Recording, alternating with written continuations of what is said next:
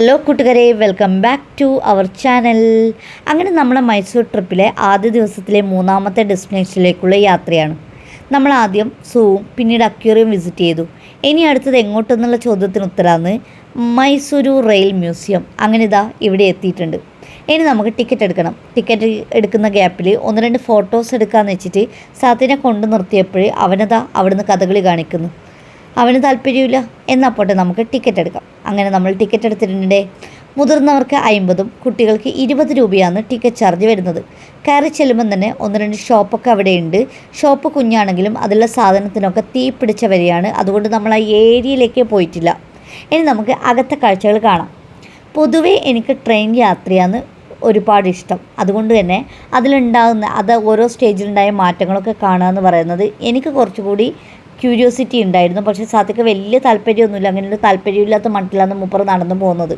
പക്ഷേ അകത്ത് ചെന്നപ്പോൾ നമുക്ക് തോന്നിയതെന്ന് വെച്ചാൽ ഒരു മ്യൂസിയം എന്നതിലുപരി എനിക്കൊരു പാർക്ക് പോയൊരു ഫീലാണ് ഉണ്ടായത്. അതായത് നമുക്ക് അത്രയും കുറച്ച് നേരം സ്പെൻഡ് ചെയ്യാൻ, കുറച്ചൊരു പീസ് ഓഫ് മൈൻഡിൽ നമുക്ക് നിൽക്കാൻ പറ്റിയ ഒരു നല്ല പാർക്ക്.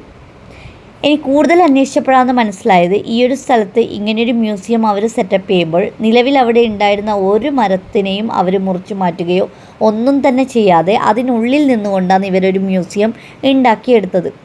പൊതുവേ നമ്മളിപ്പോൾ കണ്ടുവരുന്നത് എന്തെങ്കിലും ഒരു ബിൽഡിങ്ങോ എന്തെങ്കിലും ഒരു കാര്യങ്ങളോ പുതുതായി ചെയ്യുമ്പോൾ ഫസ്റ്റ് ചെയ്യുന്നത് ഒരു സ്ഥലം എടുക്കും, അവിടെയുള്ള മരങ്ങളൊക്കെ വെട്ടി നശിപ്പിച്ച് അതൊരു തരിശ് ഭൂമിയാക്കും. അവിടെ എന്നിട്ട് എന്ത് ചെയ്യും, ഒരു ബിൽഡിങ് പടുത്തുയർത്തും. പക്ഷേ ഇവർ നേരെ മറിച്ച് അവിടെ എന്തൊക്കെയായിരുന്നു ഉണ്ടായിരുന്നത് അതിനെയൊക്കെ സംരക്ഷിച്ചുകൊണ്ട് എന്നാൽ വളരെ ഭംഗിയായിട്ട് ഒക്കെ അറേഞ്ച് ചെയ്തൊരു നല്ലൊരു മ്യൂസിയമായിരുന്നു. കയറി ചെല്ലുമ്പോൾ തന്നെ ഒരുപാട് പേരുണ്ടായിരുന്നു അവിടെ. ഓരോരുത്തർ ഫോട്ടോസൊക്കെ എടുക്കുന്നുണ്ട്. ചില സ്ഥലത്ത് റെസ്ട്രിക്ഷൻസ് ഉണ്ടായിരുന്നു, അകത്ത് കയറാനോ ഒന്നും പാടില്ലായിരുന്നു. പക്ഷേ ചില സ്ഥലങ്ങളിൽ കുഴപ്പമില്ല, ഇതിലൊക്കെ കയറി നമുക്ക് ഫോട്ടോസൊക്കെ എടുക്കാം. അങ്ങനെ സാത്തീനെ കൊണ്ട് ഒന്ന് രണ്ട് വീഡിയോസും ഫോട്ടോസൊക്കെ എടുക്കാൻ ഞാൻ ശ്രമിച്ചെങ്കിലും അത് അത്രയ്ക്ക് അങ്ങോട്ട് ഫലിച്ചില്ല. ഇനി നമുക്ക് ഇവിടുത്തെ കാര്യങ്ങൾ പറയാം. അതായത് നമ്മളൊരു സ്ഥലത്ത് ചെല്ലുമ്പോൾ നമുക്കതിൻ്റെ കുറച്ച് കാര്യങ്ങൾ മനസ്സിലാക്കിയ കൂടി വേണ്ടേ.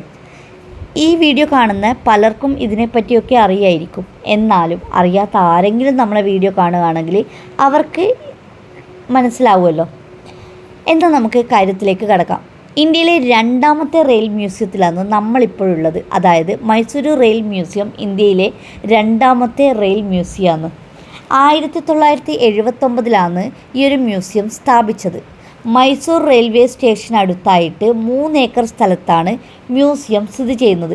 ശരിക്കും ലൊക്കേഷൻ വരുന്നത് Krishnaraja Sagar road CFT research ഇൻസ്റ്റിറ്റ്യൂഷന് എതിർവശത്തായിട്ടാണ് മൈസൂരു റെയിൽ മ്യൂസിയം ഉള്ളത്. ഇവിടെ വിൻറ്റേജ് റെയിൽവേ എൻജിനുകൾ, കോച്ചുകൾ, ചിഹ്നങ്ങൾ, പുരാവസ്തുക്കൾ എന്നിവ സൂക്ഷിച്ചിരിക്കുന്നു. സൗത്ത് വെസ്റ്റേൺ റെയിൽവേ ആണ് ഈ ഒരു സ്ഥാപനം നടത്തുന്നത്. മൈസൂർ മഹാരാജാവിൻ്റെ വകയായി 2 രാജകീയ കോച്ചുകളും ഇവിടെയുണ്ട്. 1899 നിർമ്മിച്ച മഹാറാണി സലൂണിൻ്റെ വണ്ടിയിൽ അടുക്കള, ഡൈനിങ് യൂണിറ്റ്, രാജകീയ ടോയ്ലറ്റുമുണ്ട്. ഇനി അവിടുത്തെ കാഴ്ചകളൊക്കെ കണ്ട് നമ്മളിത് ഇറങ്ങി വരുമ്പോൾ ഇവിടെ ഒരു ട്രെയിന് പുറപ്പെടാനായിട്ട് കാത്തു നിൽക്കുന്നുണ്ട്. ഇത് ടോയ് ട്രെയിനാണ്. ഈ ഒരു ടോയ് ട്രെയിനിൻ്റെ റൈഡിന് വേണ്ടിയിട്ടാണ് നമ്മൾ പുറത്തുനിന്ന് ടിക്കറ്റ് എടുത്തത്. 50 രൂപ മുതിർന്നവർക്കും 20 രൂപ കുട്ടികൾക്കുമായിരുന്നു ടിക്കറ്റ് ചാർജ്.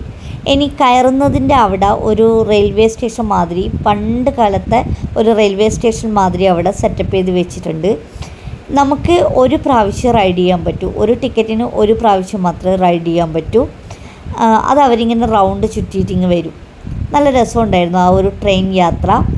ഇനി നമ്മൾ ചെന്നപ്പം തന്നെ ആ ഒരു ട്രെയിനിൽ ആൾക്കാരൊക്കെ ഫില്ലായപ്പോൾ നമ്മൾ വെച്ച് നെക്സ്റ്റ് പോവാമെന്ന്. അങ്ങനെ നമ്മൾ നോക്കുമ്പോഴതാ കുട്ടികൾക്ക് കളിക്കാനുള്ള ഒരു ചെറിയ പ്ലേ ഏരിയ കൂടി ഉണ്ടായിരുന്നു. അതുകൊണ്ട് തന്നെ കുട്ടികൾക്കും റിലാക്സ് ചെയ്ത് സ്പെൻഡ് ചെയ്യാൻ പറ്റിയൊരു സ്ഥലമാണ് ഈ ഒരു സ്പോട്ട് എന്ന് പറയുന്നത്. കുറച്ച് സമയം നമുക്ക് സ്പെൻഡ് ചെയ്യണമെന്ന് തോന്നുകയാണെങ്കിൽ നമുക്ക് ഇവിടെ വന്നു കഴിഞ്ഞാൽ നമുക്ക് ഇത്തരത്തിലുള്ള കാര്യങ്ങളൊക്കെ കാണാനും പറ്റും. അതേപോലെ കുട്ടികൾക്ക് ഇവിടുന്ന് കളിക്കാനും പറ്റും. ഇതേപോലെ ഒരു ട്രെയിൻ യാത്രയും ഉണ്ടാവും. അടിപൊളിയാണ്. ഇനി അവിടെ എഴുതി വെച്ചിട്ടുണ്ടായിരുന്നു ക്യാമറ അലൗഡാന്ന്. ഫോട്ടോഷൂട്ടിനൊക്കെ പറ്റിയൊരു സ്ഥലമാണ് കേട്ടോ. അടിപൊളിയായിട്ട് ഫോട്ടോസൊക്കെ എടുക്കാൻ പറ്റിയ നല്ലൊരു സ്ഥലമാണ്. നല്ല തണലാണ്. നമ്മൾ ഈ ഒരു ഉച്ച സമയത്താണ് ഇവിടെ വന്നതെങ്കിലും ആ ഒരു ഇത് വെയിലോ കാര്യങ്ങളോ ഒന്നും നമുക്ക് ഫീൽ ചെയ്തിട്ടില്ല. അത്രയും മരങ്ങളൊക്കെ ഉള്ളത് കൊണ്ട് തന്നെ നല്ല തണലൊക്കെ ആയിരുന്നു. ബാക്കി കാഴ്ചകളൊക്കെ കൂട്ടുകാർ കാണൂ.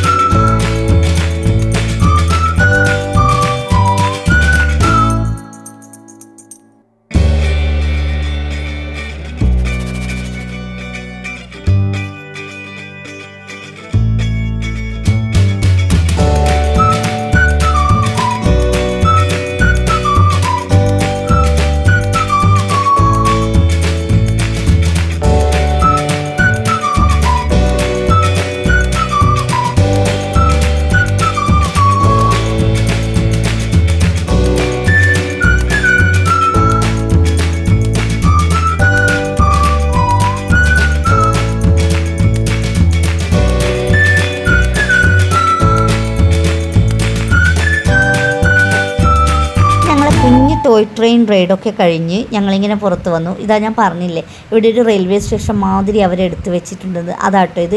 വളരെ ഭംഗിയുള്ളതാണ്. നമുക്കൊരു ഫോട്ടോസും വീഡിയോസൊക്കെ എടുക്കാൻ സൂപ്പറായിട്ടുള്ള സ്ഥലമാണ്. ഇനി നമ്മൾ അടുത്ത സ്ഥലത്തേക്ക് പോവുകയാണ്. അതെവിടെയാണെന്നുള്ളത് അടുത്ത നമ്മളെ വീഡിയോയിൽ ഉണ്ടായിരിക്കുന്നതായിരിക്കും. അപ്പോൾ കൂട്ടുകാരെ, നമ്മളെ വീഡിയോ ഒക്കെ നിങ്ങൾക്ക് ഇഷ്ടപ്പെടുകയാണെങ്കിൽ നമ്മളെ ചാനലൊന്ന് സബ്സ്ക്രൈബ് ചെയ്യുക, ലൈക്ക് ചെയ്യുക, ഷെയർ ചെയ്യുക, കമൻറ്റ് ചെയ്യുക. അടുത്തൊരു വീഡിയോ കാണുന്നതിന് ബൈ.